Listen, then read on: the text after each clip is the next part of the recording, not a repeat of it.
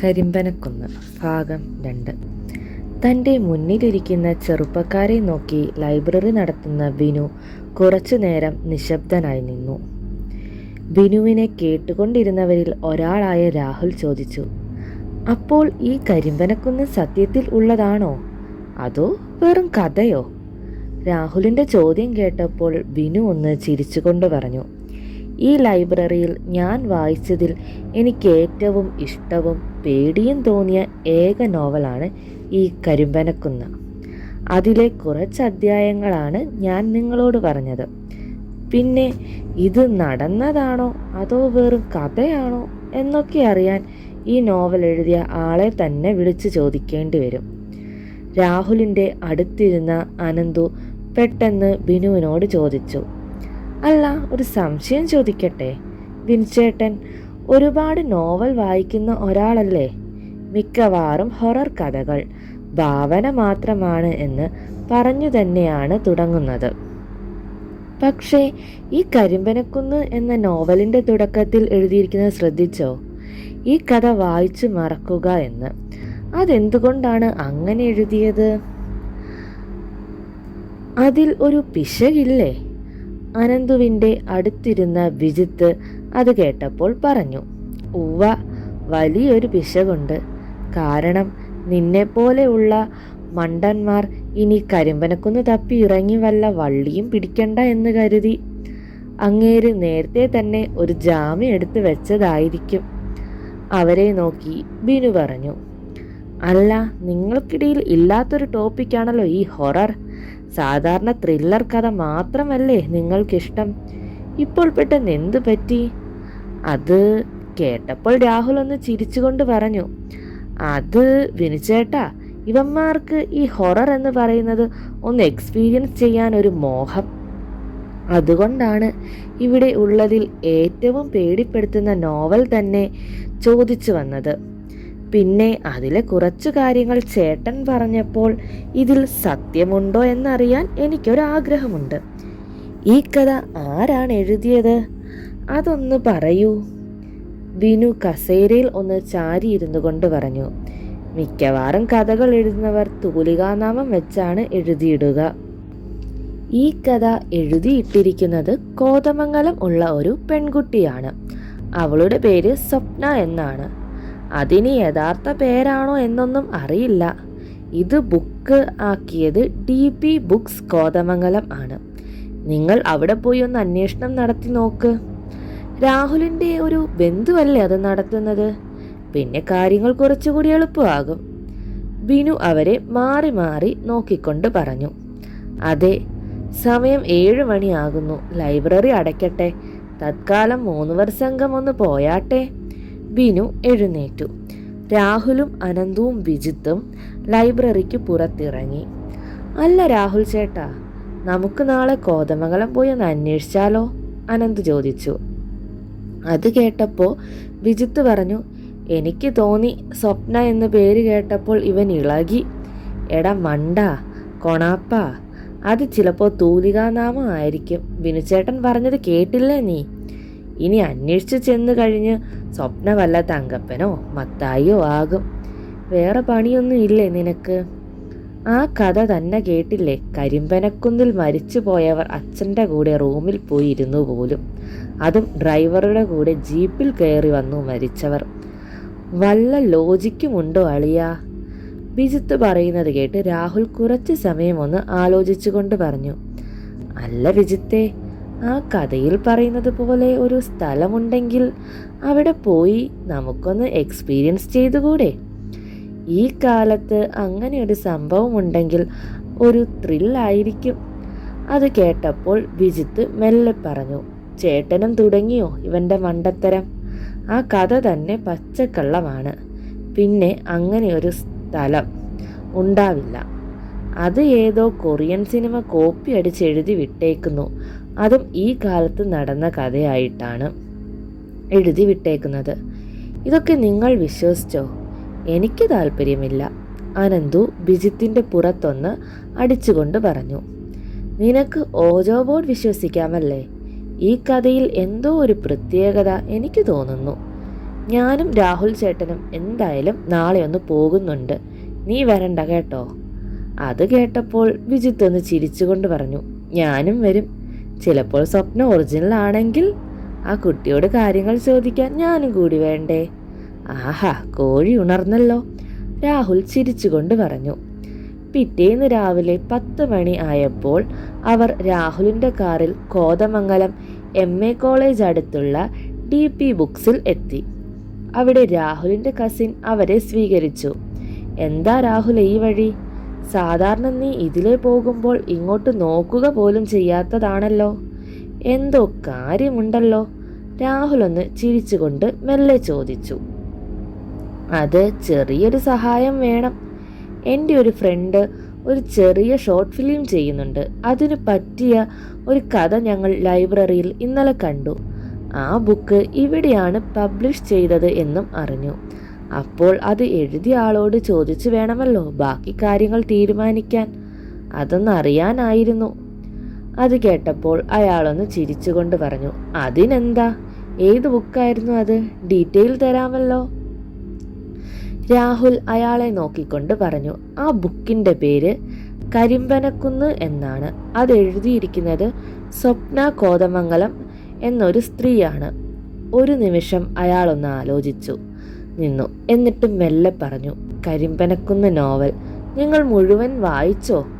ഏയ് വായിച്ചില്ല, അതിലെ കുറച്ച് ഭാഗങ്ങൾ ഒരു ചേട്ടൻ പറഞ്ഞു തന്നു. അപ്പോൾ തോന്നിയൊരാഗ്രഹമാണ്, രാഹുൽ പറഞ്ഞു.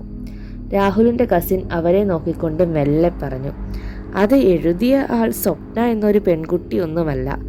അത് കേട്ടതും വിജിത്ത് അനന്തുവിൻ്റെ പുറത്തൊന്ന് നുള്ളി.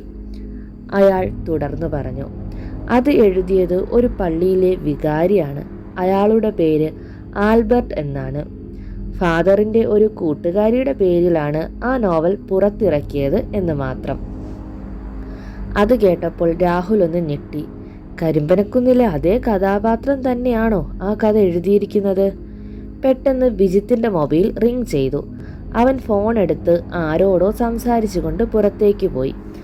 രാഹുലിൻ്റെ മുഖം ശ്രദ്ധിച്ച് അയാൾ ചോദിച്ചു, എന്താ, എന്തെങ്കിലും പ്രോബ്ലം ഉണ്ടോ? നിന്റെ മുഖം പെട്ടെന്ന് മാറിയല്ലോ.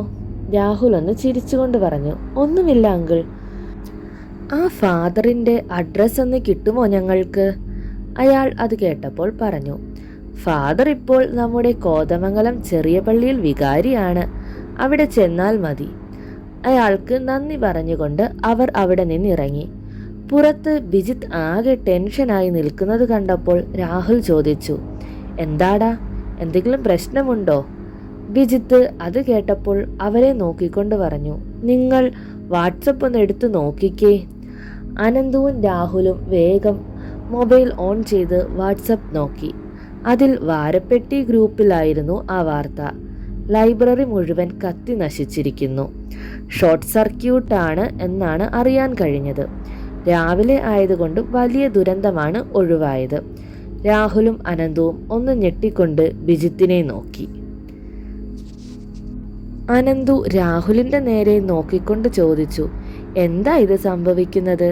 ഇനി വല്ല നെഗറ്റീവ് എനർജി വല്ലതും ഉണ്ടോ ആ നോവലിൽ? അത് കേട്ടപ്പോൾ വിജിത്ത് അനന്തുവിൻ്റെ അടുത്തേക്ക് വന്നുകൊണ്ട് പറഞ്ഞു, ദേ, ഒരുമാതിരി സിനിമ ഡയലോഗ് വിടല്ലേ മോനെ. ഷോർട്ട് സർക്യൂട്ട് എന്ന് കേട്ടിട്ടുണ്ടോ? അത് തന്നെ സംഭവം, അല്ലാതെ ഒന്നുമല്ല. രാഹുൽ ഒരു നിമിഷം ആലോചിച്ച് നിന്നുകൊണ്ട് പറഞ്ഞു, എന്തായാലും ബുക്കുകളെല്ലാം തന്നെ കത്തി നശിച്ചു പോയിട്ടുണ്ടാകും. ഇവിടെ അതിൻ്റെ കോപ്പി ഉണ്ടോ എന്ന് ചോദിച്ചു നോക്കട്ടെ. രാഹുൽ വീണ്ടും അകത്തേക്ക് നടന്നു. അവൻ്റെ പിറകെ തന്നെ വിജിത്തും അനന്തുവും ചെന്നു. അങ്കിൾ, കുറച്ചു മുൻപ് നമ്മൾ പറഞ്ഞ ആ ബുക്കിൻ്റെ കോപ്പി ഇവിടെയുണ്ടോ? രാഹുലിൻ്റെ അങ്കിൾ ഒന്ന് ചിരിച്ചുകൊണ്ട് പറഞ്ഞു, ആ ബുക്ക് ആകെ 3 എണ്ണമാണ് ഇറക്കിയത്. അതും ആൽബർട്ട് ഫാദർ പറഞ്ഞുകൊണ്ട് മാത്രം. നല്ല നോവലായതുകൊണ്ട് കുറച്ചധികം കോപ്പി ഇറക്കാമായിരുന്നു. പക്ഷേ ഫാദർ അത് സമ്മതിച്ചിരുന്നില്ല. എന്ന് മാത്രമല്ല, ഒരെണ്ണം ഇവിടെ തന്നിട്ട് ബാക്കി 2 എണ്ണം അദ്ദേഹം തന്നെ കൊണ്ടുപോയി. ഇവിടെ ഇരുന്ന ബുക്കാണ് നിങ്ങളുടെ ലൈബ്രറിയിലേക്ക് ഞങ്ങൾ തന്നത്. അത് കേട്ടപ്പോൾ രാഹുൽ പറഞ്ഞു, സാരമില്ല, അവിടെ ഉണ്ടല്ലോ, ഞങ്ങൾ അതെടുത്തോളാം. അവർ വീണ്ടും യാത്ര പറഞ്ഞിറങ്ങി. കാറിൽ കയറി MA കോളേജ് റോഡ് വഴി കോഴിപ്പിള്ളി കവലയിൽ അവർ എത്തി. ഡ്രൈവ് ചെയ്യുന്നതിൻ്റെ ഇടയിൽ രാഹുൽ പറഞ്ഞു, ആൽബർട്ട് ഫാദർ ചെറിയ പള്ളിയിലുണ്ടാകും. പക്ഷേ നമ്മൾ ആ നോവലിനെ കുറിച്ച് ചോദിച്ചാൽ അദ്ദേഹം എന്ത് കരുതും? എന്ത് കരുതാൻ? നമുക്ക് ആ കഥ വെച്ച് ഒരു ഷോർട്ട് ഫിലിം ചെയ്യാനാണെന്ന് പറയണം. അല്ലാതെ എന്താ? വിജിത്ത് പറഞ്ഞു. ആ നോവലിലെ ആൾ തന്നെയാണോ ഇനി ആൽബർട്ട് ഫാദർ? എങ്കിൽ മിക്കവാറും ആ കഥ ഒറിജിനൽ ആയിരിക്കും. അങ്ങനെയാണെങ്കിൽ സംഭവം കളറാകും, അനന്തു ഉത്സാഹത്തോടെ പറഞ്ഞു. അവർ വീണ്ടും തുടങ്ങി. വിജിത്ത് അനന്തുവിനെ നോക്കിക്കൊണ്ട് പറഞ്ഞു. രാഹുൽ കാർ ചെറിയ പള്ളിയുടെ സമീപത്തേക്ക് വളച്ചുകൊണ്ട് പറഞ്ഞു, ഒന്ന് മിണ്ടാതിരുന്ന രണ്ടുപേരും. ഫാദറിൻ്റെ അടുത്ത് വെച്ച് ഇങ്ങനെ പരസ്പരം പ്രീതിയാക്കുന്ന പരിപാടിയൊന്നും പാടില്ല. കാർ ചെറിയ പള്ളിയുടെ ഫ്രണ്ടിലെ വലിയ കുരിശിൻ്റെ കുറച്ചു മാറി പാർക്ക് ചെയ്തു. അവർ പുറത്തിറങ്ങി. രാഹുൽ പള്ളിയിലേക്ക് നോക്കിക്കൊണ്ട് മെല്ലെ പറഞ്ഞു, ഫാദർ പള്ളിയുടെ ഉള്ളിലൊന്നും കാണില്ല. ആ സൈഡിൽ കാണുന്നതാണ് ഫാദർ ഇരിക്കുന്ന ഓഫീസ്. നമുക്ക് അങ്ങോട്ട് പോകാം. അവർ അവിടേക്ക് നീങ്ങി. ഫാദറിൻ്റെ ഓഫീസിൻ്റെ അടുത്ത് ചെന്നപ്പോൾ അവിടെ നിന്നിരുന്ന ആൾ അവരെ ചോദ്യഭാവത്തിൽ നോക്കി. എന്താ കാര്യം? ഫാദറെ കാണാനാണെങ്കിൽ അദ്ദേഹം കുറച്ചു മുമ്പ് നാട്ടിലേക്ക് പോയല്ലോ. രാഹുൽ അയാളെ നോക്കിക്കൊണ്ട് പറഞ്ഞു. ആൽബർട്ട് ഫാദർ ആണോ പോയത്? അല്ല, ഇവിടെ വേറെയും ഉണ്ടല്ലോ അച്ഛന്മാർ. ദേ ഈ വാതിലിൽ എഴുതി വച്ചേക്കുന്നത് കണ്ടോ പിള്ളേരെ? ഫാദർ ആൽബർട്ട്, അദ്ദേഹത്തിൻ്റെ ഓഫീസാണിത്. ഇവിടെ അദ്ദേഹം മാത്രമാണ് ഇരിക്കുകയുള്ളൂ. അതുകൊണ്ടാണ് ഞാൻ പറഞ്ഞത്, മനസ്സിലായോ? അയാൾ കുറച്ച് ദേഷ്യത്തോടെ പറഞ്ഞു. അല്ല ചേട്ടാ, ഫാദർ ഇനി എപ്പോൾ വരും? കണ്ടിട്ട് കുറച്ച് അത്യാവശ്യമുണ്ടായിരുന്നു, രാഹുൽ പറഞ്ഞു. ഓ, ഒരു മരിപ്പിന് പോയതാണ്. ഈ ആൽബർട്ട് അച്ഛൻ്റെ ഗുരു ആയിരുന്നു. മറ്റൊരച്ഛനാണ് മരിച്ചത്. പേര് ഏലിയാസ് എന്നാണോ? അനന്തു വേഗം തന്നെ ചോദിച്ചു. അയാൾ അത്ഭുതത്തോടെ അനന്തുവിനെ നോക്കിക്കൊണ്ട് പറഞ്ഞു. അല്ല, ഏലിയാസ് അച്ഛനെ നിങ്ങൾക്ക് എങ്ങനെ അറിയാം? അപ്പോൾ നിങ്ങൾ പരിചയക്കാരായിരുന്നു അല്ലേ? അനന്ത് കുറച്ച് മുന്നോട്ട് നീങ്ങി നിന്നുകൊണ്ട് പറഞ്ഞു. അറിയാം, കട്ടപ്പനയല്ലേ ഏലിയാസ് അച്ഛൻ താമസിക്കുന്നത്? ചേടാ, ഇത് കൊള്ളാം. കുറച്ച് നേരത്തെ പറഞ്ഞുകൂടെ അച്ഛനെ അറിയാവുന്നവരാണെന്ന്. എന്നിട്ട് നിങ്ങൾ എന്താ കട്ടപ്പനയ്ക്ക് പോകാത്തത്? കുറച്ച് മുൻപാണ് ഏലിയാസ് അച്ഛൻ മരിച്ചു എന്ന വാർത്ത കേട്ടത്, അയാൾ ചോദിച്ചു. രാഹുൽ അനന്തുവിനെ ഒന്ന് നോക്കിക്കൊണ്ട് അയാളോട് പറഞ്ഞു. അത് പിന്നെ ഞങ്ങൾ കട്ടപ്പനയ്ക്ക് പോകാൻ ഇറങ്ങിയതാണ്. ഇവിടെ വന്ന് ആൽബർട്ട് ഫാദറിൻ്റെ കൂടെ പോകാമെന്ന് വിചാരിച്ചു. എങ്കിൽ വേഗം പൊക്കോളൂ. ആൽബർട്ട് അച്ഛൻ ഇപ്പോൾ തലക്കോടെത്തി കാണുകയുള്ളൂ. രാഹുൽ അയാളോട് ഓക്കെ പറഞ്ഞുകൊണ്ട് അവിടെ നിന്ന് ഇറങ്ങി. തിരിച്ച് കാറിൻ്റെ അടുത്ത് എത്തിയപ്പോൾ രാഹുൽ അനന്തുവിനോട് ചോദിച്ചു, നീ എന്തൊക്കെയാണ് പറഞ്ഞത് അവിടെ? ഏലിയാസ് അച്ഛൻ ആരാണ്? നിനക്കെങ്ങനെ അറിയാം അച്ഛനെ? അനന്തു രാഹുലിൻ്റെ നേരെ നോക്കിക്കൊണ്ട് പറഞ്ഞു. അല്ല, ആ കഥയിലെ ഏലിയാസ് അച്ഛൻ ആയിരിക്കുമോ അത് എന്നോർത്ത് ചുമ്മാ പറഞ്ഞതാണ്. അപ്പോഴാണ് രാഹുൽ ഓർത്തത്, കരിമ്പനക്കുന്നിൽ അങ്ങനെ ഒരു ക്യാരക്ടർ കൂടി ഉണ്ട് എന്ന്. രാഹുൽ ആലോചിച്ചുകൊണ്ട് പള്ളിയിലേക്ക് നോക്കിക്കൊണ്ട് പറഞ്ഞു. എടാ, അപ്പോൾ കരിമ്പനക്കുന്ന് എന്ന നോവലിൽ ഉള്ളവരെല്ലാം യഥാർത്ഥത്തിൽ ജീവിച്ചിരിക്കുന്നവരാണോ? ആദ്യം ആൽബർട്ട് ഫാദർ, പിന്നെ ഇതാ ഒരു ഏലിയാസ് ഫാദർ. ആകപ്പാടെ ഒരു ആകാംക്ഷ തോന്നുന്നു. വിജിത്ത് അവരെ നോക്കിക്കൊണ്ട് പറഞ്ഞു. ഈ വിഷയം ദാ ഇവിടെ നിർത്തിക്കോ. ഇനി നമ്മൾ ഈ കാര്യം സംസാരിക്കില്ല, മനസ്സിലായോ? രാഹുൽ അവനെ നോക്കിക്കൊണ്ട് മെല്ലെ പറഞ്ഞു.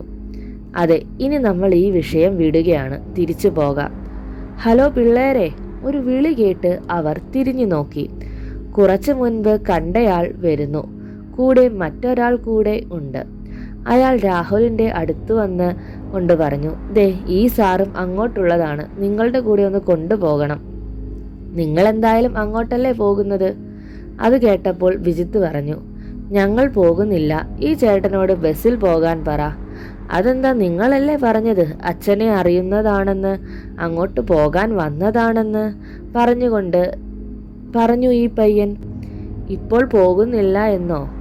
ഈ നിൽക്കുന്നത് ആരാ എന്നറിയോ? പോലീസാണ്. അത് കേട്ടപ്പോൾ രാഹുൽ വേഗം പറഞ്ഞു. അല്ല ചേട്ടാ, ഇവൻ വരുന്നില്ല എന്നാണ് ഉദ്ദേശിച്ചത്. നമുക്ക് പോകാം, കുഴപ്പമില്ല. എങ്കിൽ സന്തോഷം പിള്ളേരെ. അപ്പോൾ നിങ്ങൾ പോയി വരൂ. അയാൾ തിരിഞ്ഞ് നടന്നുപോയി. വിജിത്ത് രാഹുലിനെ നോക്കിക്കൊണ്ട് പറഞ്ഞു. ഞാനും പോകുന്നില്ല, നിങ്ങളും പോകുന്നില്ല. ഇത് കൊള്ളാം. അപ്പോൾ ആ പോലീസുകാരൻ വിജിത്തിനെ നോക്കിക്കൊണ്ട് പറഞ്ഞു, ഇവർ പോകുന്നു എന്നൊക്കെ ഇവർ തീരുമാനിക്കട്ടെ, നീ അങ്ങോട്ട് മാറി നിന്നേ. രാഹുൽ വേഗം തന്നെ അതിലിടപെട്ടുകൊണ്ട് പറഞ്ഞു, സാർ, അവൻ പറയുന്നത് കാര്യമാക്കണ്ട, നമ്മൾ 4 പേരും പോകുന്നു, സാർ കയറിക്കോ. പോലീസുകാരൻ രാഹുലിനെ നോക്കിക്കൊണ്ട് പറഞ്ഞു, കാർ ഞാൻ ഓടിച്ചു കൊള്ളാം, വഴി കുറച്ച് മോശമാണ്, പതുക്കെ പോകണം. രാഹുലും അനന്തുവും പിറകിൽ കയറിയിരുന്നു. ബിജിത്ത് മുന്നിലെ സീറ്റിലിരുന്നു. കാർ പോലീസുകാരൻ മുന്നോട്ടെടുത്തു. കോതമംഗലം കഴിഞ്ഞ് കാർ മുന്നോട്ട് പോയിക്കൊണ്ടിരുന്നു. ഇടയ്ക്ക് ഡ്രൈവ് ചെയ്യുന്നതിൻ്റെ ഇടയിൽ പോലീസുകാരൻ പറഞ്ഞു, എന്താടാ എല്ലാവരും സൈലന്റ്? കാരണം മരണാവശ്യമാണെങ്കിലും ഏലിയാസ് അച്ഛൻ നല്ല പ്രായം ചെന്നാണ് മരിച്ചത്. അതുകൊണ്ട് വലിയ സങ്കടമൊന്നും വേണ്ട, നമുക്കെന്തെങ്കിലും മിണ്ടിയും പറഞ്ഞും പോകാം. വിജിത്ത് അയാളെ സൂക്ഷിച്ചൊന്ന് നോക്കിക്കൊണ്ട് ചോദിച്ചു, സാറിൻ്റെ പേര് ജോയ്മോൻ എന്നാണോ? അത് കേട്ടപ്പോൾ അയാൾ ഒന്ന് ചിരിച്ചുകൊണ്ട് പറഞ്ഞു, എൻ്റെ പേര് എങ്ങനെ അറിഞ്ഞു നിങ്ങൾ? കോതമംഗലം പോലീസ് സ്റ്റേഷനിൽ ആരെങ്കിലും പരിചയമുണ്ടോ നിങ്ങൾക്ക്? ബിജിത്ത് പുറകോട്ട് തിരിഞ്ഞു നോക്കിക്കൊണ്ട് പറഞ്ഞു, ഞങ്ങളുടെ വീടിൻ്റെ അടുത്തുള്ള മധു എന്ന ചേട്ടൻ അവിടെ ASI ആണ്. ജോയ്മോൻ അത് കേട്ടപ്പോൾ പറഞ്ഞു, ഞാൻ അറിയും സാറിനെ, വീട് വാരപ്പെട്ടി അമ്പലത്തിൻ്റെ അടുത്തല്ലേ? ആ സ്റ്റേഷനിൽ ഡ്രൈവറായാണ് ഞാൻ ജോലി നോക്കുന്നത്. അത് കേട്ടപ്പോൾ രാഹുൽ അനന്തുവിനെ നോക്കി. അനന്തു രാഹുലിനെ നോക്കിക്കൊണ്ട് മെല്ലെ പറഞ്ഞു, രാഹുൽ ചേട്ടാ, നമ്മളിപ്പോൾ ആ കഥയിൽ കൂടിയാണോ സഞ്ചരിക്കുന്നത്? ഇതേ സമയം കാറിൽ കട്ടപ്പനയ്ക്ക് പോകുകയായിരുന്ന ആൽബർട്ടിൻ്റെ ചെവിയിൽ ഒരു നേരിയ ശബ്ദം മുഴങ്ങി, മോനെ ആൽബർട്ട്, അവർ ഇവിടേക്ക് എത്തുകയാണ്. ചിലപ്പോൾ ഇതാകും കർത്താവിൻ്റെ നിശ്ചയം. ഇനി നീ സൂക്ഷിക്കണം. എൻ്റെ ഡയറി ഞാൻ കിടക്കുന്ന ബെഡിൻ്റെ അടിയിലുണ്ട്, അത് നിനക്കുള്ളതാണ്. ആൽബർട്ട് പെട്ടെന്ന് ബ്രേക്ക് ചവിട്ടി. AC-യിൽ ഇരുന്ന് അയാൾ വിയർപ്പിൽ കുളിച്ചിരുന്നു. സ്റ്റിയറിങ്ങിൽ പിടിച്ചിരുന്ന് ആൽബർട്ട് കിതച്ചു. അപ്പോൾ ഇതെല്ലാം അവൻ്റെ ബുദ്ധിയായിരുന്നു. ആൽബർട്ടിൻ്റെ കാതിൽ ഒരു പരിഹാസച്ചിരി ഉയർന്നു കേട്ടു. കട്ടപ്പന സിറ്റിക്ക് മുകളിൽ ആകാശം പെട്ടെന്ന് കാർമേഘം കൊണ്ട് മൂടി. അതിശക്തമായ ഒരു മിന്നലും ഇടിയും ഒരുമിച്ചുണ്ടായി. എന്തോ വലിയ അപകടം സംഭവിക്കുന്നത് പോലെ പക്ഷികൾ ആകാശത്ത് ശബ്ദമുണ്ടാക്കി പറന്നു നടന്നു. ഉച്ചയ്ക്ക് 12 മണി എന്നത് വൈകുന്നേരം 7 മണിക്കുള്ള അന്തരീക്ഷം ആയി മാറി. എങ്ങും പെട്ടെന്ന് ഇരുട്ട് പരന്നു. നാൽക്കാലികൾ അതിനെ തീറ്റയ്ക്ക് കെട്ടിയിരുന്ന കയർ പൊട്ടിച്ചുകൊണ്ട് അതിൻ്റെ യജമാനൻ്റെ വീട് നോക്കി ഓടാൻ തുടങ്ങി. കട്ടപ്പന പള്ളിയുടെ മുകളിലുള്ള കുരിശിലേക്ക് കാറ്റിലൊരു വലിയ തുണി വന്ന് മൂടി. പ്രകൃതിയിലെ മാറ്റം ശ്രദ്ധിച്ചു കൊണ്ടിരുന്ന പള്ളിയിലെ കപ്പ്യാരായ അന്തോണി പറഞ്ഞു, ഇതെന്താണ് കർത്താവേ, ലോകം അവസാനിക്കാൻ പോകുവാണോ? ഇത്ര ഇരുട്ട് മൂടിയൊരു മഴ ഞാൻ കണ്ടിട്ടേയില്ല. പള്ളിയിൽ ആ ഇടവകയിലുള്ള മിക്കവാറും ആളുകൾ എത്തിയിരുന്നു. കാരണം ഏലിയാസ് അച്ഛൻ അവർക്ക് ദൈവതുല്യം ആയിരുന്നു. ഒരുപാട് സ്ഥലങ്ങളിൽ നിന്ന് അദ്ദേഹത്തെ കാണാൻ ആളുകൾ വന്നിട്ടുണ്ട്. ഏറ്റവും കൂടുതൽ ആളുകൾ അദ്ദേഹത്തെ അന്വേഷിച്ചു വന്നിരുന്നത് എന്തെങ്കിലും കണ്ടു ഭയന്നാലോ അല്ലെങ്കിൽ നെഗറ്റീവ് എനർജിയുടെ ശല്യമുള്ളവരൊക്കെ ആയിരുന്നു.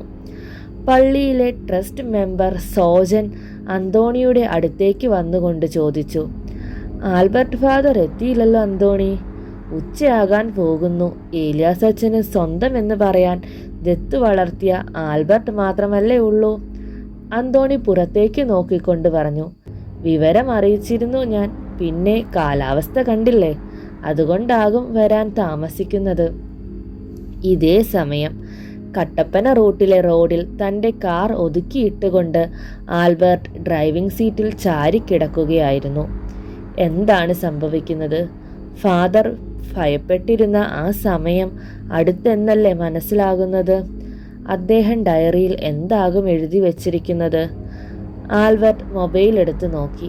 പിന്നെ വീണ്ടും കാർ സ്റ്റാർട്ട് ചെയ്തുകൊണ്ട് മുന്നോട്ട് കുതിച്ചു. കട്ടപ്പന എത്തിയപ്പോൾ അതിശക്തമായ മഴയായിരുന്നു. റോഡ് പോലും കാണാൻ പറ്റാത്ത അവസ്ഥയിലായിരുന്നു. ഒരുവിധം കാർ ഓടിച്ച് ആൽബർട്ട് പള്ളിമുറ്റത്ത് എത്തി. ആൽബർട്ടിൻ്റെ കാർ കണ്ടപ്പോൾ തന്നെ അന്തോണി ഒരു കുടയും എടുത്തുകൊണ്ട് കാറിൻ്റെ അടുത്തേക്ക് ചെന്നു. കാറിൽ നിന്നിറങ്ങിയ അവനെ അന്തോണി കുട ചോദിച്ച് പള്ളിയിൽ കൊണ്ടുപോയി. പള്ളിയുടെ ഹാളിൽ തന്നെ ഏലിയാസ് അച്ഛൻ നിദ്രയിൽ ആണ്ട് കിടപ്പുണ്ടായിരുന്നു. ഇടവകയിലെ ആളുകൾ ആൽബർട്ടിന് വഴിമാറിക്കൊടുത്തു. ഏലിയാസ് അച്ഛൻ്റെ ശാന്തമായ മുഖം നോക്കി നിന്ന ആൽബർട്ട് ഉള്ളിൽ കരഞ്ഞുകൊണ്ടിരുന്നു. അനാഥനായ തനിക്ക് എല്ലാമായിരുന്നു അദ്ദേഹം. അന്തോണി ആൽബർട്ടിൻ്റെ അടുത്ത് വന്നുകൊണ്ട് മെല്ലെ പറഞ്ഞു, അച്ചോ, ഇനി ആരും വരാനില്ല. നമുക്ക് ബാക്കി കാര്യങ്ങൾ കുറച്ച് വേഗത്തിലാക്കണം. കാരണം കല്ലറയിൽ വെള്ളം പൊങ്ങുന്നുണ്ട് എന്ന് കുഴിവെട്ടുകാർ പറഞ്ഞു. ആൽബർട്ട് അയാളെ നോക്കിക്കൊണ്ട് മെല്ലെ പറഞ്ഞു, അങ്ങനെ ആവട്ടെ എങ്കിൽ. ആൽബർട്ട് ഏലിയാസ് അച്ഛൻ്റെ അന്ത്യകർമ്മങ്ങൾ ചെയ്തു. പുറത്ത് മഴയുടെ ശക്തി കുറച്ചു കുറഞ്ഞു. സെമിത്തേരിയിലെ പ്രത്യേക കല്ലറയിൽ അദ്ദേഹത്തെ അടക്കം ചെയ്തു. ആളുകൾ മെല്ലെ പിരിഞ്ഞു പോകാൻ തുടങ്ങി. പള്ളിയിൽ അന്തോണിയും ആൽബർട്ടും മാത്രം അവശേഷിച്ചു. ഫ്ലാസ്കിൽ നിന്ന് ഒരു ഗ്ലാസ് ചായ ആൽബർട്ടിന് പകർന്നു കൊടുത്തു കൊണ്ട് അന്തോണി പറഞ്ഞു, ഇനി ഇവിടെ ഉണ്ടാകുമോ ആൽവി, അതോ തിരിച്ചു പോകുമോ? ആൽബർട്ട് അയാളെ നോക്കി ചായ വാങ്ങിക്കൊണ്ട് പറഞ്ഞു, ഒന്നും തീരുമാനിച്ചിട്ടില്ല. കോതമംഗലത്ത് ഇപ്പോൾ ആളുണ്ട്, അതുകൊണ്ട് അവിടേക്ക് നോക്കണ്ട. എന്താണ് പള്ളി കമ്മിറ്റി പറയുന്നത് എന്ന് കൂടി കേൾക്കാലോ. അന്തോണി താടയ്ക്ക് കൈ കൊടുത്തുകൊണ്ട് പറഞ്ഞു. രാവിലെ ഞാൻ ചായ കൊടുക്കാൻ ചെന്നപ്പോൾ എന്തോ എഴുതുകയായിരുന്നു ഏലിയാസ് അച്ഛൻ. മുഖം വല്ലാത്ത ഭാവത്തിലായിരുന്നു. പിന്നെ കുറച്ചു കഴിഞ്ഞ് ഞാൻ ചെല്ലുമ്പോൾ കട്ടിലിൽ നീണ്ടു നിവർന്ന് കിടക്കുന്നു. അടുത്തു വന്ന് വിളിച്ചപ്പോഴാണ് മനസ്സിലായത് അദ്ദേഹം ഇനി ഉണരില്ല എന്ന്. ആൽബർട്ട് ചായ മെല്ലെ കുടിച്ചുകൊണ്ട് മഴയിലേക്ക് നോക്കിയിരുന്നു. പിന്നെ ചായ ഗ്ലാസ് അന്തോണി ഏൽപ്പിച്ചുകൊണ്ട് പള്ളിയോട് ചേർന്നുള്ള ഏലിയാസ് ഫാദറിൻ്റെ റൂമിലേക്ക് ചെന്നു. അവിടെ അദ്ദേഹം കിടന്ന ബെഡിൻ്റെ അടിയിൽ നിന്ന് ഒരു ഡയറി ആൽബർട്ട് എടുത്തു. കസാരയിൽ ഇരുന്നു കൊണ്ട് ആൽബർട്ട് ഡയറി മെല്ലെ തുറന്നു. അതിൽ ഏലിയാസ് അച്ഛൻ എഴുതി വച്ചിരിക്കുന്ന അക്ഷരങ്ങളിൽ കൂടി ആൽബർട്ടിൻ്റെ കണ്ണുകൾ നീങ്ങാൻ തുടങ്ങി. ഞാൻ ഭയപ്പെട്ടത് സംഭവിക്കാൻ പോകുന്നു. എൻ്റെ മകൻ ചെയ്ത ഒരു തെറ്റ്. അത് അനുഭവിക്കാൻ പോകുന്നത് ഈ നാടാണ്. അവൻ ഉണരുകയാണ്. ഈ നാട് മാത്രമല്ല, ഈ ലോകം തന്നെ അവൻ നശിപ്പിക്കും. അടയാളങ്ങൾ എല്ലാം കണ്ടു കഴിഞ്ഞു. ഇനി ആ 4 പേർ കൂടി ഇവിടെ എത്തും. അതോടെ എല്ലാം നീചരാശിയിൽ സംഗമിക്കും. ആൽബർട്ടിൻ്റെ നെറ്റിയിൽ നിന്ന് ഒരു തുള്ളി വിയർപ്പ് ആ ഡയറിയിൽ വീണു. ഇതേ സമയം കട്ടപ്പന റൂട്ടിലായിരുന്നു രാഹുലും അനന്തുവും വിജിത്തും ജോയ്മോനും. പെട്ടെന്ന് കുറച്ചു മാറി ഒരു ബുള്ളറ്റ് റോഡ് സൈഡിൽ ഇരിക്കുന്നത് അവർ ശ്രദ്ധിച്ചു. ജോയ്മോൻ കാർ മെല്ലെ സ്ലോ ചെയ്തുകൊണ്ട് ബുള്ളറ്റിലേക്ക് നോക്കി. പെട്ടെന്ന് ബുള്ളറ്റിൻ്റെ മറു സൈഡിൽ നിന്ന് ഒരു പെൺകുട്ടി എണ്ണീറ്റ് നിന്നു. അവൾ കൈ ഉയർത്തി നിന്ന് അവരെ നോക്കിക്കൊണ്ട്. ജോയ്മോൻ വേഗം കാർ ഒതുക്കി നിർത്തി. ആ പെൺകുട്ടി വേഗം അയാളുടെ അടുത്തേക്ക് വന്നുകൊണ്ട് പറഞ്ഞു, സർ, ഞാനൊരു വ്ളോഗറാണ്. കട്ടപ്പന എത്തണം, ഒന്ന് ഹെൽപ്പ് ചെയ്യോ? ജോയ്മോൻ വേഗം തന്നെ പറഞ്ഞു, മോൾ കയറിക്കോ, കുഴപ്പമില്ല, ഞങ്ങളും കട്ടപ്പനയ്ക്ക് തന്നെയാണ്. അവൾ ബുള്ളറ്റിൻ്റെ ചാവി ഊരിയെടുത്തുകൊണ്ട് കാറിൻ്റെ പുറകിലെ സീറ്റിൽ കയറി. കാർ വീണ്ടും മുന്നോട്ട് നീങ്ങി തുടങ്ങി. അനന്തു ആ പെൺകുട്ടിയുടെ നേരെ നോക്കിക്കൊണ്ട് മെല്ലെ ചോദിച്ചു, തൻ്റെ പേര് ജെസ്സി എന്നാണോ? അത് കേട്ടപ്പോൾ ആ പെൺകുട്ടി ഒന്ന് ചിരിച്ചുകൊണ്ട് പറഞ്ഞു, ജെസ്സിയോ? അങ്ങനെയല്ലല്ലോ എൻ്റെ പേര്. എന്താ ചോദിച്ചത്? അനന്തു രാഹുലിനെ നോക്കിക്കൊണ്ട് മെല്ലെ പറഞ്ഞു, അല്ല, എനിക്കൊരു കൂട്ടുകാരിയുണ്ട് ജെസ്സി, അവളെപ്പോലെ തോന്നി കണ്ടപ്പോൾ. അവൾ ഒന്ന് ചിരിച്ചുകൊണ്ട് പറഞ്ഞു, ആണോ? പക്ഷേ എൻ്റെ അങ്ങനെയല്ലല്ലോ, എൻ്റെ പേര് സ്വപ്ന എന്നാണ്. അത് കേട്ടപ്പോൾ വിജിത്ത് ഒന്ന് ഞെട്ടിക്കൊണ്ട് തിരിഞ്ഞു നോക്കി. രാഹുലും അനന്തുവും വിജിത്തിനെ നോക്കി. രാഹുൽ അനന്തുവിനോട് മെല്ലെ പറഞ്ഞു, കാര്യങ്ങൾ കൂടുതൽ വഷളാകുകയാണ്. എന്തായാലും നമ്മൾ മുന്നോട്ട് തന്നെ പോകും. വരുന്നത് പോലെ കാണാം. അല്ല, താനൊരു വ്ളോഗർ അല്ലേ? കട്ടപ്പനയ്ക്ക് വരുന്നത് ഡാമിനെ കുറിച്ച് പറയാനാണോ? ജോയ്മോൻ ചോദിച്ചു. സ്വപ്ന ഒന്ന് ചിരിച്ചുകൊണ്ട് പറഞ്ഞു, ഏയ് അല്ല, എൻ്റെ യൂട്യൂബ് ചാനൽ കണ്ടിട്ടില്ലേ?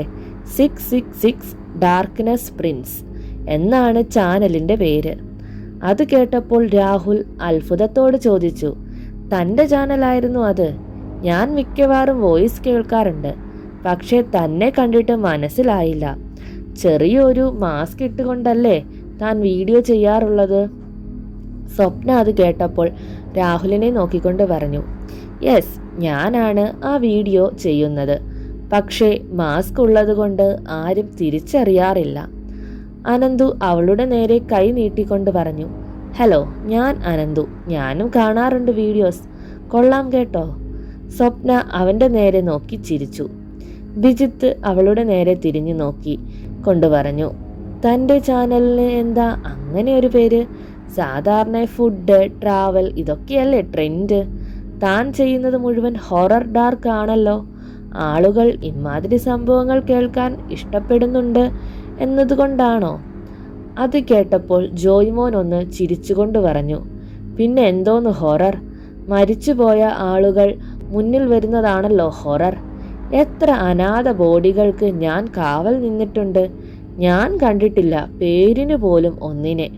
പിന്നെ അന്ധവിശ്വാസം ഇപ്പോൾ മാർക്കറ്റിംഗ് ആണല്ലോ. അതിനെ ചിലർ മുതലെടുക്കുന്നു എന്ന് മാത്രം. അത് കേട്ടപ്പോൾ സ്വപ്ന അയാളോട് പറഞ്ഞു, സാർ, ഞാൻ ഹൊറർ ഒന്നുമല്ല ചെയ്യുന്നത്. ഇനി ലോകത്ത് ഉടനെ സംഭവിക്കും എന്ന് ഒരു കൂട്ടം ആളുകൾ വിശ്വസിക്കുന്ന ചില സംഭവങ്ങളാണ് വീഡിയോ ആയി ചെയ്യുന്നത്. എൻ്റെ ലാസ്റ്റ് വീഡിയോ പോസ്റ്റ് ചെയ്തിട്ട് ഇപ്പോൾ 2 ആഴ്ച കഴിഞ്ഞു. 1 മില്യൺ വ്യൂസായി അതിന്. അത് കണ്ടു നോക്കിയാൽ സാർ ഈ അഭിപ്രായം മാറ്റും. ജോയ്മോൻ അത് കേട്ടപ്പോൾ ഒന്ന് പുച്ഛത്തിൽ ചിരിച്ചു. ബിജിത്ത് അയാളെ നോക്കിക്കൊണ്ട് പറഞ്ഞു, സാർ കരുതുന്ന പോലെയല്ല ആ വീഡിയോ. അന്ത്യനാളുകളിൽ ഈ ഭൂമിയിൽ വരാൻ പോകുന്ന കുറച്ച് കാര്യങ്ങൾ കൂടിയുണ്ട് അതിൽ. സ്വപ്ന ബിജിത്തിനോട് പറഞ്ഞു, എടോ, എല്ലാവർക്കും ഒരേ ചിന്താഗതി ആകണമെന്നില്ലല്ലോ. പെട്ടെന്ന് രാഹുൽ മൊബൈലിൽ ആ വീഡിയോ കണ്ടിട്ട് സ്വപ്നയോട് ചോദിച്ചു, എടോ, അപ്പോൾ തൻ്റെ കൂടെ നിൽക്കുന്നത് ഏലിയാസ് ഫാദർ അല്ലേ? സ്വപ്ന അത് കേട്ടപ്പോൾ പറഞ്ഞു, യെസ്, 3 ആഴ്ച മുൻപാണ് ഞാൻ കട്ടപ്പനയിൽ ഫാദറിനെ കാണാൻ പോയിരുന്നു. അന്ന് എടുത്ത വീഡിയോ ആണ്. ചില സാങ്കേതിക പ്രശ്നങ്ങൾ കാരണം 1 ആഴ്ച കഴിഞ്ഞാണ് പോസ്റ്റ് ചെയ്തത്. സ്വപ്ന ഒന്ന് നിർത്തിക്കൊണ്ട് വീണ്ടും പറഞ്ഞു, ഏലിയാസ് ഫാദർ മരിച്ചുവെന്ന് അറിവ് കിട്ടി. അദ്ദേഹത്തെ കാണാൻ കൂടിയാണ് ഈ യാത്ര. കുറച്ച് കാര്യങ്ങൾ കൂടി പറയാനുണ്ടായിരുന്നു അദ്ദേഹത്തിന്. പക്ഷേ അവളുടെ നിശബ്ദതയിൽ നിരാശ കലർന്നിരുന്നു. ജോയ്മോൻ അത്ഭുതത്തോടെ ചോദിച്ചു, അപ്പോൾ താനും വരുന്നത് ഫാദർ ഏലിയാസിനെ കാണാനായിരുന്നോ? ഇതെന്തൊരു അത്ഭുതം തന്നെ. ഞങ്ങളും പോകുന്നത് അതിന് തന്നെയാണ്. അത് കേട്ടപ്പോൾ സ്വപ്ന ഒന്ന് ചിരിച്ചു. എന്തായാലും ഭാഗ്യമായി എൻ്റെ ബുള്ളറ്റ് കേടാകാനും കൃത്യമായി നിങ്ങൾ തന്നെ എൻ്റെ അടുത്ത് വരാനും. രാഹുൽ അനന്തുവിനെ നോക്കി. അപ്പോൾ എല്ലാവരും ഒരേ റൂട്ടിൽ തന്നെയാണ്. ജോയ്മോൻ കാർ കുറച്ചുകൂടി സ്പീഡിൽ ഓടിച്ചു. ഇതേ സമയം ഏലിയാസ് ഫാദറിൻ്റെ ഡയറി തുറന്നു വായിക്കുകയായിരുന്നു ആൽബർട്ട്. ഈ ഡയറി നിന്റെ കയ്യിലെത്തുമ്പോൾ ഞാൻ ഈ ലോകം വിട്ടുപോയിട്ടുണ്ടാകും. പക്ഷേ നീ ഒരു കാര്യം ഓർമ്മയിൽ വെക്കണം. പള്ളിയുടെ നേരെ എതിരെയുള്ള ആ കുന്ന് കയറി അവർ അവിടെ ചെല്ലരുത്. അങ്ങനെ സംഭവിച്ചാൽ പിന്നെ നടക്കാൻ പോകുന്നത് മുഴുവൻ ദൈവഹിതം ആയിരിക്കില്ല. ഈ ഭൂമിയെ തന്നെ നശിപ്പിക്കാൻ ശേഷിയുള്ള ഒരു രാക്ഷസൻ പിറവിയെടുക്കും. അവനെ തടയാൻ നീ മാത്രം പോരാ. കർത്താവ് നിനക്ക് വേണ്ടി ഒരുപാട് അടയാളങ്ങൾ കാണിക്കും. ആൽബിയച്ചോ? അന്തോണിയുടെ ഉറക്കെയുള്ള വിളി കേട്ടപ്പോൾ ആൽബർട്ട് ഡയറി അടച്ചു. പിന്നെ അതവിടെ വെച്ചിട്ട് പുറത്തേക്ക് ചെന്നു. മുന്നിൽ മഴ നനഞ്ഞ് 2 പേർ നിൽക്കുന്നു. ആൽബർട്ട് ചോദ്യഭാവത്തിൽ അന്തോണിയെ നോക്കി. അന്തോണി ആൽബർട്ടിനെ നോക്കിക്കൊണ്ട് പറഞ്ഞു, അച്ചോ, ഇവരുടെ വീട്ടിലെ ഇളയ മകൾ എന്തോ കണ്ട് ഭയന്ന് പനി പിടിച്ച് കിടക്കുകയാണ്. അത് കേട്ടപ്പോൾ ആൽബർട്ട് പറഞ്ഞു, പനിയാണെങ്കിൽ ഹോസ്പിറ്റലിൽ കൊണ്ടുപോകാൻ പറ അന്തോണി. അതിന് ഞാൻ എന്ത് ചെയ്യാനാണ്? അവരോട് പോകാൻ പറയൂ. ആൽബർട്ട് തിരിച്ച് അകത്തേക്ക് നടന്നു.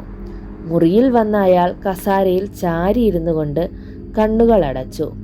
മുറിയിലേക്ക് അന്തോണി കയറി വന്നു. കസേരയിൽ ഇരിക്കുന്ന ആൽബർട്ടിനെ നോക്കിക്കൊണ്ട് പറഞ്ഞു, അച്ചോ, കുറച്ചു മുൻപ് വന്ന അവരുടെ മോൾ ഇപ്പോൾ പേടിച്ച് പനി പിടിച്ചു എങ്കിൽ ഒന്ന് അവിടെ വരെ ചെല്ലാൻ അച്ഛൻ ബാധ്യസ്ഥനാണ്. കസാരയിൽ ഇരുന്നു കൊണ്ട് തന്നെ ആൽബർട്ട് അയാളെ നോക്കിക്കൊണ്ട് പറഞ്ഞു. അതെന്താ? അതിന് ഞാൻ അവരെ കണ്ടിട്ട് പോലുമില്ല. അന്തോണി അയാളെ നോക്കിക്കൊണ്ട് വീണ്ടും പറഞ്ഞു. അച്ഛൻ കണ്ടിട്ടില്ല, പക്ഷേ ഏലിയാസ് അച്ഛൻ കണ്ടിട്ടുണ്ട്. 1 മാസം മുൻപാണെന്ന് തോന്നുന്നു. ഒരു രാത്രി അവർ ഇതുപോലെ ഇവിടെ വന്നിരുന്നു. മോൾ എന്തോ കണ്ട് പേടിച്ചു. അച്ഛൻ വീട് വരെ വന്നൊന്ന് പ്രാർത്ഥിക്കണം എന്ന് പറഞ്ഞുകൊണ്ട്. അന്ന് അച്ഛൻ്റെ കൂടെ ഞാനും പോയതായിരുന്നു. നമ്മുടെ ആ കുന്നില്ലേ, അവിടെ ആടിനെ കെട്ടാൻ പോയതായിരുന്നു ആ കുട്ടി. അവിടെ വെച്ച് എന്തോ കണ്ട് പേടിച്ചാണ് പനി പിടിച്ചത്. രാത്രി ഇറങ്ങി കുന്നിലേക്ക് ഓടാൻ തുടങ്ങിയ ആ കുട്ടിയെ കട്ടിലിൽ പിടിച്ച് കെട്ടിയിട്ടിരിക്കുകയായിരുന്നു ഞങ്ങൾ ചെല്ലുമ്പോൾ. അച്ഛൻ ആ കുട്ടിയുടെ തലയിൽ കൈവച്ച് പ്രാർത്ഥിച്ചു. അങ്ങനെയാണ് ആ കുട്ടി സുഖം പ്രാപിച്ചത്. ദാ ഇപ്പോൾ വീണ്ടും ആ കുട്ടി പഴയ പോലെ കുന്നിൻ മുകളിലേക്ക് ഓടാൻ തുടങ്ങുകയാണെന്നാണ് വന്നിരിക്കുന്നത്. ആൽബർട്ട് അന്തോണി പറയുന്നത് കേട്ടപ്പോൾ കസാരയിൽ നിന്ന് എഴുന്നേറ്റുകൊണ്ട് ചോദിച്ചു, പള്ളിയുടെ നേരെ എതിരെയുള്ള കുന്നിലേക്കാണോ ആ കുട്ടി ഓടാൻ പോകാൻ നോക്കുന്നത്? അതെ അച്ചോ, അവിടെ അങ്ങനെ ആരും പോകാറില്ല. പക്ഷെ ഈ കുട്ടി അന്ന് എന്തിനവിടെ പോയെന്നുള്ളതാണ് അറിയാത്തത്, അന്തോണി പറഞ്ഞു. ആൽബർട്ട് പുറത്തിറങ്ങി. പിന്നെ ആ കുന്നിലേക്ക് സൂക്ഷിച്ചു നോക്കി. കുന്നിൻ്റെ മുകളിൽ കാർമേഘം കറുത്തിരുണ്ട് നിൽക്കുന്നു. ഒരു തണുത്ത കാറ്റ് അവിടെ മെല്ലെ വീശാൻ തുടങ്ങി. ആൽബർട്ട് തൻ്റെ ചെവിയിൽ ആരോ പേര് വിളിക്കുന്നു. ആൽബർട്ട്, വരൂ, ഈ ലോകം തന്നെ നിന്റെ മുന്നിൽ തല വണങ്ങി നിൽക്കും. ഇരുട്ടിൻ്റെ രാജാവാണ് മുന്നിൽ. ഈ രാത്രി ഞാൻ എൻ്റെ സൈന്യത്തെ ഒരുമിച്ച് ചേർക്കും.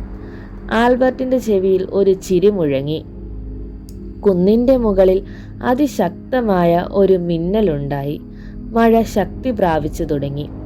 ഇതേ സമയം ആ കുന്നിലേക്ക് തിരിയുന്ന റോഡിൻ്റെ സൈഡിൽ ഭൂമിക്കടിയിൽ പുതഞ്ഞു കിടക്കുന്ന ഒരു ബോർഡ് തനിയെ ഉയർന്നു വന്നു ഉറച്ചു നിന്നു. മഴവെള്ളം അതിലെ ചെളി കഴുകി കളഞ്ഞുകൊണ്ടിരുന്നു. മെല്ലെ ആ ബോർഡിലെ അക്ഷരങ്ങൾ തെളിഞ്ഞു തുടങ്ങി. കരിമ്പനക്കുന്ന്. ആ ബോർഡിൽ തെളിഞ്ഞ അക്ഷരങ്ങൾ അതായിരുന്നു. ഇതേ സമയം കട്ടപ്പന സിറ്റി കഴിഞ്ഞ് ആ റോഡിലേക്ക് അടുക്കുകയായിരുന്നു ജോയ്മോൻ ഓടിച്ചു കൊണ്ടിരുന്ന കാർ. ഇതെന്താ, സന്ധ്യയായോ? കാറിൻ്റെ മുൻസീറ്റിൽ ഇരുന്നു കൊണ്ട് മുന്നോട്ട് നോക്കിയ ബിജിത്ത് പറഞ്ഞു. ജോയ്മോൻ കാറിൻ്റെ സ്പീഡ് കുറച്ചുകൊണ്ട് പറഞ്ഞു, വല്ലാത്തൊരു കാലാവസ്ഥ തന്നെയാണല്ലോ. നോക്ക്, മഴയും കോടയും ഒരുമിച്ചിറങ്ങിയിരിക്കുന്നു. വഴി പോലും കാണാൻ വയ്യ. രാഹുൽ പുറത്തേക്ക് നോക്കിക്കൊണ്ട് പറഞ്ഞു. സാർ, സ്ഥലം എത്താറായോ? ഇനി എത്ര ദൂരമുണ്ട്? ജോയ്മോൻ റോഡിൻ്റെ ഒരു സൈഡിലേക്ക് കാർ വളച്ചുകൊണ്ട് പറഞ്ഞു. ദാ ഈ വഴി പോയി നിൽക്കുന്നതാണ് പള്ളി. അയ്യോ, വണ്ടി നിർത്തല്ലേ സാറേ, ബിജിത്ത് ഉറക്കെ വിളിച്ചു പറഞ്ഞു. അത് കേട്ടതും ജോയ്മോൻ കാർ ബ്രേക്ക് പിടിച്ചു നിർത്തി. എല്ലാവരും അവനെ നോക്കി. സ്വപ്ന ബിജിത്തിനെ നോക്കിക്കൊണ്ട് ചോദിച്ചു, പേടിച്ചു പോയല്ലോ, എന്താടോ ഇത്? ബിജിത്ത് മുന്നോട്ട് വിരൽ ചൂണ്ടി. എല്ലാവരും അങ്ങോട്ട് നോക്കി. റോഡിൻ്റെ സൈഡിൽ പ്രായമായ ഒരാൾ കുട ചൂടി നിൽക്കുന്നു. രാഹുൽ അനന്തുവിനെ നോക്കിക്കൊണ്ട് മെല്ലെ പറഞ്ഞു, എടാ, ഒരു സ്ത്രീയല്ലേ കഥയിൽ അവിടെ നിൽക്കുന്നത് എന്നെഴുതിയിരിക്കുന്നത്? എന്നിട്ടിതൊരു ചേട്ടനാണല്ലോ. ജോയ്മോൻ അയാളെ സൂക്ഷിച്ചു നോക്കിക്കൊണ്ട് പറഞ്ഞു. ഓ, അത് കപ്പ്യാർ അന്തോണിച്ചേട്ടനാണ്, നമ്മളെ നോക്കി വന്നതാകും. ജോയ്മോൻ കാർ മുന്നോട്ടെടുത്ത് അന്തോണിയുടെ അടുത്ത് കൊണ്ട് നിർത്തി. പിന്നെ കാറിൻ്റെ വിൻഡോ ഗ്ലാസ് മെല്ലെ താഴ്ത്തിക്കൊണ്ട് ചോദിച്ചു, കുറച്ച് വൈകിപ്പോയി അന്തോണിച്ചേട്ടാ. അന്തോണി അയാളെ നോക്കിക്കൊണ്ട് പറഞ്ഞു, അടക്കം കഴിഞ്ഞു. എന്നെ ഇവിടേക്ക് പറഞ്ഞു വിട്ടത് ആൽബിയച്ചനാണ്. മഴയത്ത് നിങ്ങൾക്ക് വഴി തെറ്റണ്ട എന്ന് പറഞ്ഞുകൊണ്ട്. നോക്ക്, ഈ കാണുന്ന വഴി പോകരുത്. അത് ആ കുന്നിലേക്കാണ് പോകുന്നത്. കുറച്ച് മുന്നോട്ട് പോകുമ്പോൾ ചെറിയൊരു ടേണിംഗ് ഉണ്ട്, അതിലേ പോകൂ. അന്തോണി കയ്യിലിരുന്നൊരു കൊന്ത ജോയ്മോൻ്റെ കയ്യിൽ കൊടുത്തുകൊണ്ട് പറഞ്ഞു. ഈ കൊന്ത കാറിൻ്റെ മുന്നിൽ വെച്ചേക്കാൻ പറഞ്ഞു അച്ഛൻ. ജോയ്മോൻ കൊന്ത വാങ്ങി അത് മുന്നിലെ ചില്ലിനോട് ചേർത്ത് വെച്ചു. അന്തോണി അയാളെ നോക്കിക്കൊണ്ട് വീണ്ടും പറഞ്ഞു, പൊയ്ക്കോളൂ, ഞാൻ പുറകെ വന്നോളാം. ജോയ്മോൻ വിൻഡോ ഗ്ലാസ് ഉയർത്തി കൊണ്ട് വീണ്ടും കാർ മുന്നോട്ടെടുത്തു. വിജിത്ത് ആശ്വാസത്തോടെ കാറിൻ്റെ സീറ്റിൽ ചാരിക്കിടന്നു. സ്വപ്ന കൗതുകത്തോടെ കൊന്തയിൽ നോക്കിക്കൊണ്ട് ചോദിച്ചു, നെഗറ്റീവ് എനർജി ഉള്ള സ്ഥലത്താണല്ലോ സാധാരണ കൊന്ത കൊണ്ട് വെക്കുക. ഈ കാറിലാണോ നെഗറ്റീവ് എനർജി, അതോ പോകുന്ന വഴിക്കോ? രാഹുൽ അത് കേട്ടപ്പോൾ മെല്ലെ പറഞ്ഞു, രണ്ടായാലും എന്താ, ഇതൊരു വിശുദ്ധ വസ്തു തന്നെയാണല്ലോ, ഉപദ്രവമുണ്ടാവില്ല. കാർ മഴയിൽ കൂടി മുന്നോട്ട് പോയിക്കൊണ്ടിരുന്നു. കുറച്ചു കഴിഞ്ഞ് ഒരു ടേണിംഗ് എത്തി. ആ വഴിയിൽ തന്നെ ജോയ്മോൻ കാർ ഓടിച്ചു. ഇതേ സമയം പള്ളിയിൽ അൾത്താരയ്ക്ക് മുന്നിൽ മുട്ടുകുത്തി പ്രാർത്ഥിക്കുകയായിരുന്നു ആൽബർട്ട്. പിതാവേ, വരുന്ന അഗ്നിപരീക്ഷയിൽ നിന്ന് എല്ലാവരെയും കാത്തുകൊള്ളണമേ, പരീക്ഷണങ്ങളിൽ നിന്ന് അകറ്റണേ. കുറച്ചു നേരം ഇതേ അവസ്ഥയിൽ തന്നെ ആൽബർട്ട് പ്രാർത്ഥിച്ചുകൊണ്ടിരുന്നു. പിന്നെ എഴുന്നേറ്റ് കുരിശ് വരച്ചുകൊണ്ട് പള്ളിയുടെ വാതിൽക്കലെത്തി പുറത്തേക്ക് നോക്കി നിന്നു. കുറച്ചു മുൻപ് തൻ്റെ മനസ്സിൽ തോന്നിച്ചതാണ് അന്തോണിയെ റോഡിലേക്ക് പറഞ്ഞു വിടാൻ. വരുന്നവരെ കുന്നിലെത്തിക്കാൻ അവൻ ശ്രമിക്കും, അത് തടയാൻ കഴിയണം. കുറച്ചു കഴിഞ്ഞ് ഒരു കാർ അവിടേക്ക് വരുന്നത് ആൽബർട്ട് ശ്രദ്ധിച്ചു. കാർ പള്ളിമുറ്റത്ത് വന്ന് നിന്നു. കാറിൽ നിന്ന് എല്ലാവരും ഇറങ്ങി. ഒരു നിമിഷം പള്ളിയിലേക്ക് നോക്കിക്കൊണ്ട് മഴയത്തുകൂടി പള്ളിയിലേക്ക് ഓടിക്കയറി.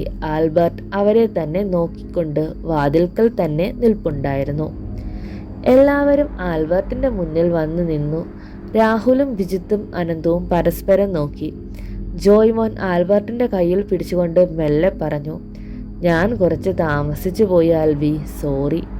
ആൽബർട്ട് അത് കേട്ടപ്പോൾ ജോയ്മോനെ തോളിൽ മെല്ലെ ഒന്ന് തട്ടി. പിന്നെ രാഹുലിനെയും കൂട്ടുകാരെയും നോക്കിക്കൊണ്ട് മെല്ലെ ചോദിച്ചു, നിങ്ങളുടെ അന്വേഷണം പൂർത്തിയായോ? രാഹുൽ എന്തോ പറയാൻ തുടങ്ങിയപ്പോഴാണ് അത് ശ്രദ്ധിച്ചത്. സ്വപ്നയെ കാണുന്നില്ല. അവൾ കാറിൽ നിന്ന് ഇറങ്ങിയതാണല്ലോ, പിന്നെ എവിടെ പോയി? രാഹുൽ വിജിത്തിനോട് മെല്ലെ ചോദിച്ചു. എടാ, സ്വപ്ന എവിടെ? അവളെ കാണുന്നില്ലല്ലോ. അപ്പോഴാണ് അനന്തുവും വിജിത്തുവും അത് ശ്രദ്ധിച്ചത്. സ്വപ്ന അവരുടെ കൂടെയില്ല. ജോയ്മോൻ ഇതൊന്നും ശ്രദ്ധിക്കാതെ പള്ളിയുടെ ഉള്ളിലേക്ക് കയറിപ്പോയിരുന്നു. ആൽബർട്ട് അവരുടെ അടുത്തേക്ക് വന്നുകൊണ്ട് പറഞ്ഞു, നിങ്ങളുടെ കൂടെ വന്നവൾക്ക് ഇവിടെ അങ്ങനെ വരാൻ കഴിയില്ല.